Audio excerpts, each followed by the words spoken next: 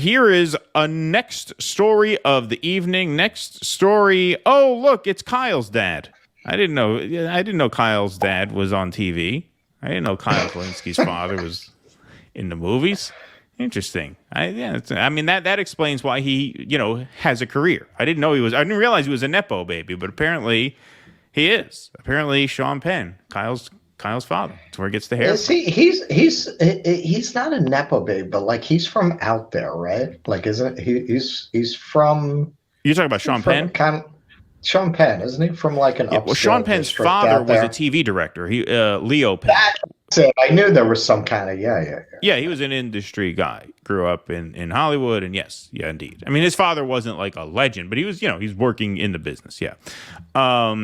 Here's Sean Penn on Face the Nation. He has a new film coming out. In fact, I think it just came out, called Superpower, which is a documentary on Volodymyr Zelensky and the Ukrainian war from the Ukrainian side, obviously. That is now out on Paramount Plus, and so he's been making the rounds promoting that film. And here he is on Face the Nation talking about how the United States has actually shown far too much caution in its support for Ukraine. Here he is. It's my absolute feeling that the caution with which the United States has pledged support, which seemed, in my reading of February 2022, was like a lean on in the fear of nuclear conflict. Something I think all of us should look very carefully at and understand that, of course, is possible, and that's to be concerning. The likelihood is extremely low, and as one of our witnesses in the film says, are we going to let a gangster with nuclear weapons dictate the way we live? Oh, well, I mean, it's not like we've done that in the past. He said this in an interview a while back, probably 6-7 months ago. Well, are we going to let a gangster with nuclear weapons dictate the way we live? And apparently that was a quote from his movie based on an interview that he had done. He didn't mention that at the time. He kind of passed that off as his own at the time.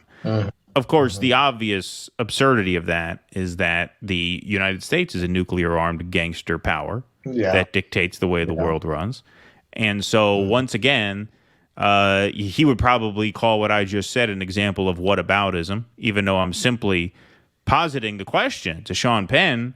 Well, if we're a gangster with nuclear power and we impose our will on other countries in a way that you certainly understand was wrong. I mean, Sean Penn was amongst the only vocal critics of the Iraq War at the time in his entire industry. Then how can you advocate for the overthrow of Putin without advocating for the overthrow of the United States government as well? It just makes no sense. That's not whataboutism. That's just an appeal to some sort of logical and moral consistency. So that's one point. The second point is, we should be concerned about nuclear war, but not really, because it's not very likely. Well, at a certain point, it's going to become likely. We're seeing reports now that the Pentagon is preparing for an extended war. Projections now inside the halls of power are not that this is going to end anytime soon, but that we are in the very, very early days of it, with almost 500,000 people already dead. And he's up here saying we've been too cautious. Nuclear war, a risk, but not really. And we have no choice but to fight as long as possible because we can't have nuclear-armed gangster powers running the world.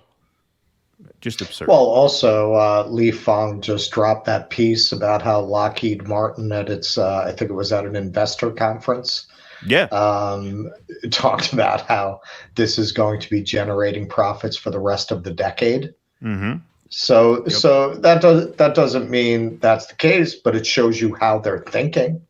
It shows you what they're looking forward to.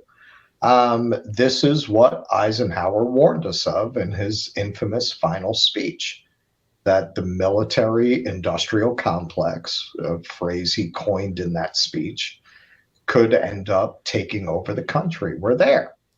we're there. And that's what's really terrifying about this, because they have every incentive to see this not only continue, but escalate into other countries. They have every incentive to start getting the former Eastern Bloc countries into this war, right? That's more countries to arm. That's more people you can sell your wares to. That's all these psychopaths care about. It's hard to, going back to the climate rally where AOC keeps voting for this, it's hard to save a nuclear irradiated climate. Not going to save any climate. Now, with Sean Penn, I have heard rumors that he's actually working for the studios, because every time he shows up, support for the actors goes down. So that might be what this is all about. Yeah, subliminal scabbing. You know what I mean?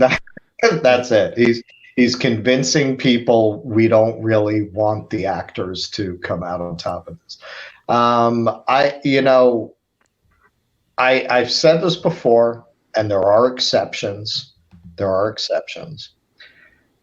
Actors, as a rule, are the last fucking people you want out there opining on complex geopolitical matters. That's not how their minds work. That's why they're not directors. That's why they're actors, right? They're impulsive, they're emotional, they're intuitive, they're feeling. They do not tend to have the kind of intelligence you'd want somebody who's holding forth on something like this to have. But he wasn't like that back in the day. I mean, I'm not saying he was a genius back then and he's lost some mental power now, but he at least had the instinct to know that Iraq was bullshit. And, he stuck up for Chavez. He was an outsider, truly. And to see the only Iraq war critic in Hollywood, really, he was it. I mean, he and maybe Tim Robbins, Susan Sarandon, but it was a handful, it's a very small handful. He was certainly the most famous of them. To see him just become the most rabid hawk for World War III is just incredible. Well, that's the power of Trump for you. I'm telling you, that's what it is. It's Trump derangement syndrome. That's it. He's got it. So many people have it, and that really is the only way I can really explain it. Please clap.